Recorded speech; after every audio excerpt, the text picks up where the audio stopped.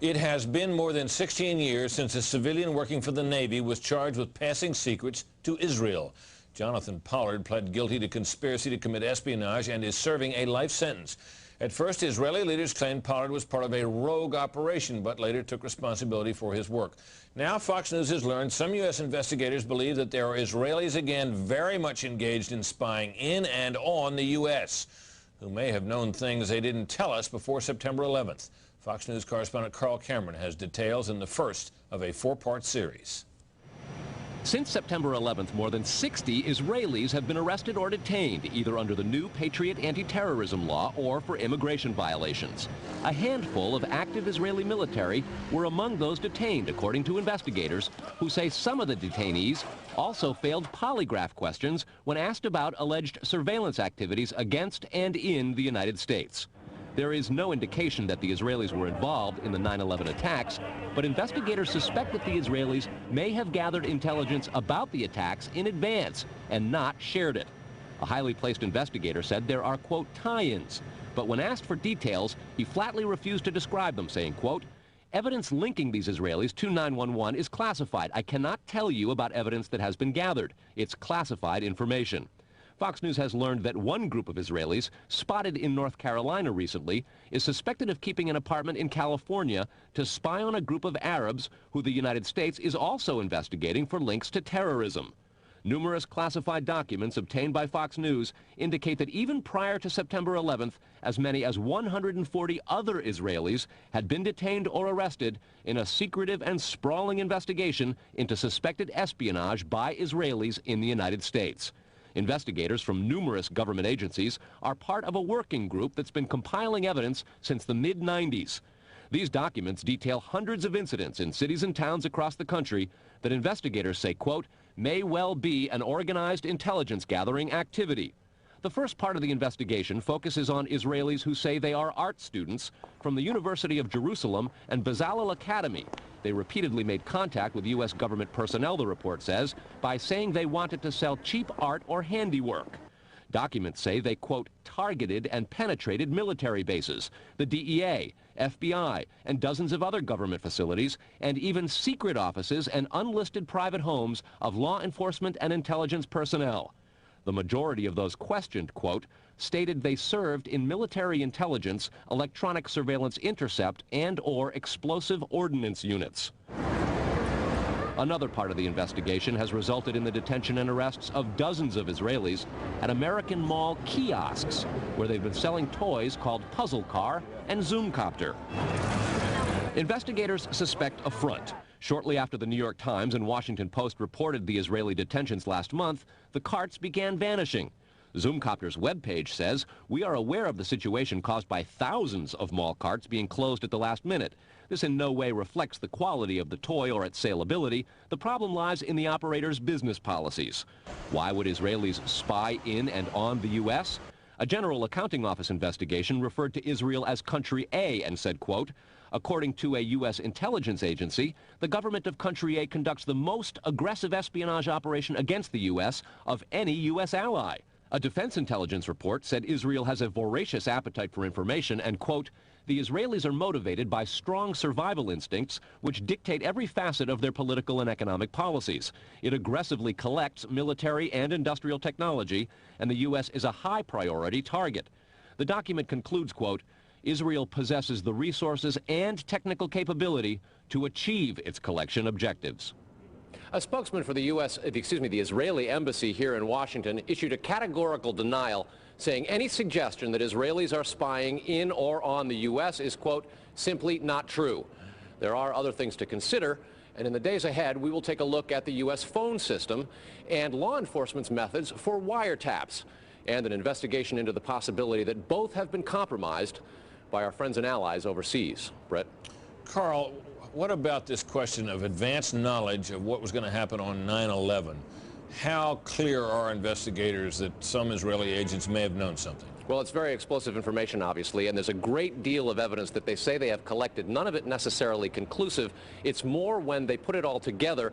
A bigger question, they say, is how could they not have known? Almost a direct quote, Brett. This going to the fact that they were spying on some Arabs, right? Correct. All right, Carl, thanks very much. We reported on the approximately 60 Israelis who had been detained in connection with the September 11th terrorism investigation. Carl Cameron reported that U.S. investigators suspect that some of these Israelis were spying on Arabs in this country and may have turned up information on the planned terrorist attacks back in September that was not passed on. Tonight, in the second of 4 reports on spying by Israelis in the U.S., we learn about an Israeli-based private communications company for whom a half dozen of those 60 detained suspects worked. American investigators fear information generated by this firm may have fallen into the wrong hands and had the effect of impeding the September 11th terror inquiry. Here's Carl Cameron's second report. Fox News has learned that some American terrorism investigators fear certain suspects in the September 11th attacks may have managed to stay ahead of them by knowing who and when investigators are calling on the telephone. How? By obtaining and analyzing data that's generated every time someone in the U.S. makes a phone call. One sitting and say, please. Here's how the system works. Most directory assistance calls and virtually all call records and billing in the U.S. are done for the phone companies by Amdocs Limited, an Israeli-based private telecommunications company. Amdocs has contracts with the 25 biggest phone companies in America and more worldwide. The White House and other secure government phone lines are protected, but it is virtually impossible to make a call on normal phones without generating an Amdocs record of it. In recent years, the FBI and other government agencies have investigated Amdocs more than once. The firm has repeatedly and adamantly denied any security breaches or wrongdoing. But sources tell Fox News that in 1999, the super-secret National Security Agency, headquartered in northern Maryland, issued what's called a top-secret, sensitive, compartmentalized information report, TSSCI, warning that records of calls in the United States were getting into foreign hands, in Israel in particular. Investigators do not believe calls are being listened to, but the data about who's calling whom and when is plenty valuable in itself. An internal Amdocs memo to senior company executives suggests just how Amdocs generated call records could be used. Quote, widespread data mining techniques and algorithms, combining both the properties of the customer, like credit rating, and properties of the specific behavior such as whom the customers are calling. The Amdocs memo says the system should be used to prevent phone fraud, but U.S. counterintelligence analysts say it could also be used to spy through the phone system. Fox News has learned that the NSA has held numerous classified conferences to warn the FBI and CIA how Amdocs records could be used. At one NSA briefing, a diagram by the Argonne National Lab was used to show that if the phone records are not secure, major security breaches are possible. Another briefing document said, quote, it has become increasingly apparent that systems and networks are vulnerable. Such crimes always involve unauthorized persons or persons who exceed their authorization, acting on exploitable vulnerabilities. Those vulnerabilities are growing because, according to another briefing, the U.S. relies too much on foreign companies like Amdocs for high-tech equipment and software. Quote, many factors have led to increased dependence on code developed overseas. We buy rather than train or develop solutions. U.S. intelligence does not believe the Israeli government is involved in a misuse of Amdocs information, and Amdocs insists that its data is secure.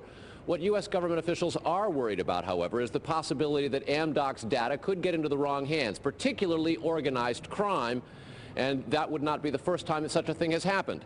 Fox News has documents of a 1997 drug trafficking case in Los Angeles in which telephone information, the types that Amdocs collects, was used to, quote, completely compromise the communications of the FBI, the Secret Service, the DEA, and the LAPD. And we'll have that and a lot more in the days ahead, Brett. Carl, I want to take you back to your report last night on those 60 people who are Israelis who were detained in the anti-terror investigation, and the suspicion that some investigators have that they may have picked up information on the 9/11 attacks ahead of time, not passed it on.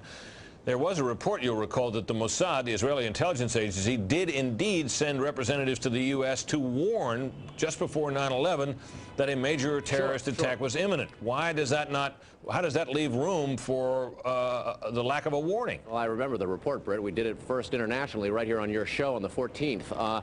What investigators are saying is that that warning from the Mossad was nonspecific and general, and they believe that it may have had something to do with the desire to protect what are called sources and methods in the intelligence community. The suspicion being perhaps those sources and methods were taking place right here in the United States. The question came up in the Select Intelligence Committee on Capitol Hill today. They intend to look into what we reported last night, and specifically that possibility. Brett? So, in other words, the problem wasn't the lack of a warning. The problem was lack of useful details. Quantity of information. All right, Carl, thanks very much. Coming up next, Israeli-based company called Amdocs that generates the computerized records and billing data for nearly every phone call made in America. As Carl Cameron reported, U.S. investigators digging into the 9/11 terrorist attacks fear that suspects may have been tipped off to what they were doing by information leaking out of Amdocs. In tonight's report, we learned that the concern about phone security extends to another company founded in Israel that provides the technology that the U.S. government uses for electronic eavesdropping. Here is Carl Cameron's third report. The company is Comverse Infosys, a subsidiary of an Israeli-run private telecommunications firm with offices throughout the U.S. It provides wiretapping equipment for law enforcement. Here's how wiretapping works in the U.S. Every time you make a call, it passes through the nation's elaborate network of switchers and routers run by the phone companies. Custom computers and software made by companies like Comverse are tied into that network to intercept, record, and store the wiretapped calls, and at the same time transmit them to investigators. The manufacturers have continuing access to the computers so they can service them and keep them free of glitches.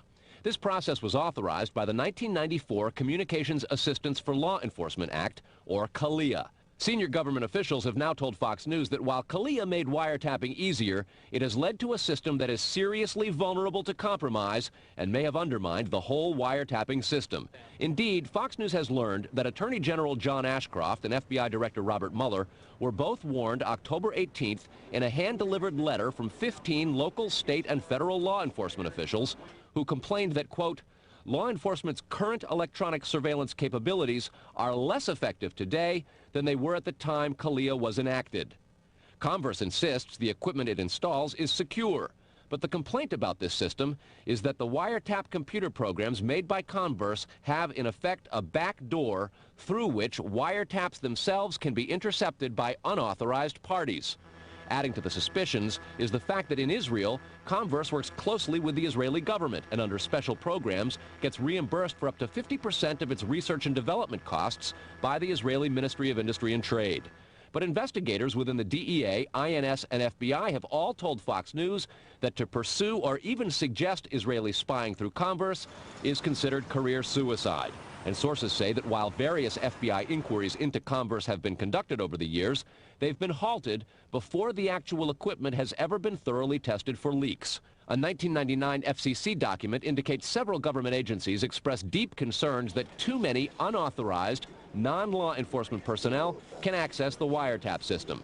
And the FBI's own nondescript office in Chantilly, Virginia, that actually oversees the CALEA wiretapping program, is among the most agitated about the threat. But there is a bitter turf war internally at FBI. It is the FBI's office in Quantico, Virginia that has jurisdiction over awarding contracts and buying intercept equipment. And for years, they've thrown much of the business to Comverse. A handful of former U.S. law enforcement officials involved in awarding Comverse government contracts over the years now work for the company. Numerous sources say some of those individuals were asked to leave government service under what knowledgeable sources call troublesome circumstances that remain under administrative review within the Justice Department. And what troubles investigators most, particularly in New York in the counterterrorism investigation of the World Trade Center attack, is that on a number of cases, suspects that they had sought to wiretap and surveil immediately changed their telecommunications processes. They started acting much differently as soon as those supposedly secret wiretaps went into place. Brett? Carl, is there any reason to suspect in this instance that the Israeli government is involved? No, there's not, but there are growing instincts and an awful lot of law enforcement officials in a variety of agencies who suspect that and have begun compiling evidence and a highly classified investigation into precisely that possibility. Brett? All right, Carl, thanks very much. On a long-standing government espionage investigation, federal officials this year have arrested or detained nearly 200 Israeli citizens suspected of belonging to a, quote, organized intelligence gathering operation. The Bush administration has deported most of those arrested after September 11th, although some are in custody under the new anti-terrorism law. Cameron also described an investigation into the possibility that an Israeli firm generated billing data that could be used for intelligence purposes, and described concerns that the federal government's own wiretapping system may be vulnerable. Tonight, in part 4 of this series, we'll learn about the improbable roots of the probe, a drug case that went bad 4 years ago in L.A. Los Angeles, 1997. A major local, state, and federal drug investigation sours. The suspects? Israeli organized crime, with operations in New York, Miami, Las Vegas, Canada, Israel, and Egypt. The allegations? Cocaine and ecstasy trafficking, and sophisticated white-collar credit card and computer fraud. The problem? According to classified law enforcement documents obtained by Fox News, the bad guys had the cops' beepers, cell phones, even home phones under surveillance.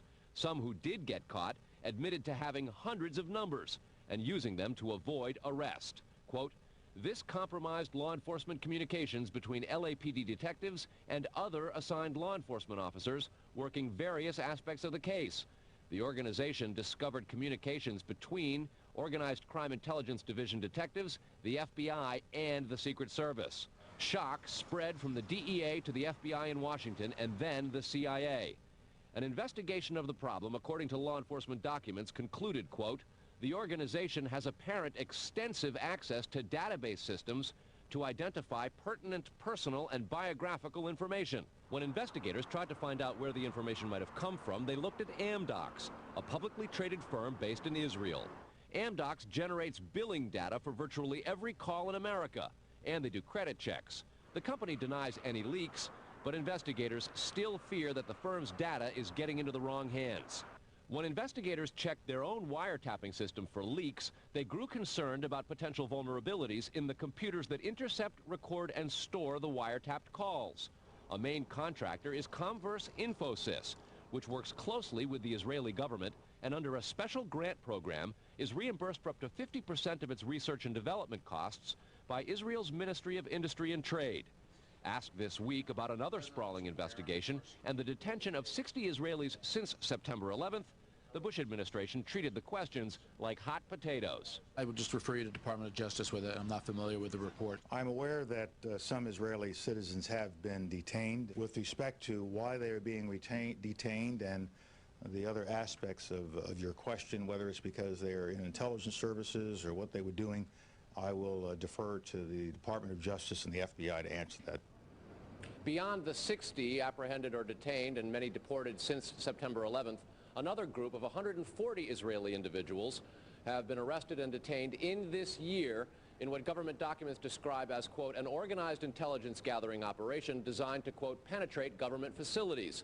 Most of those individuals said they had served in the Israeli military, which is compulsory there, but they also had, most of them, intelligence expertise and either worked for Amdocs or other companies in Israel that specialize in wiretapping.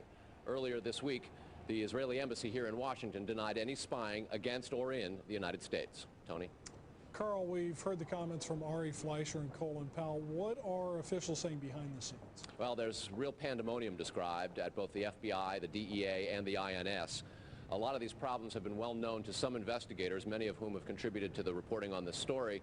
And what they say is happening is supervisors and management are now going back and collecting much of the information because there's tremendous pressure from top levels of all of those agencies to find out exactly what's going on.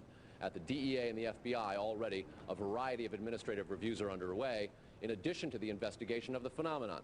They want to find out how it is that all this has come out, as well as be very careful because of the explosive nature and very political ramifications of the story itself. Tony? All right, Carl, thanks.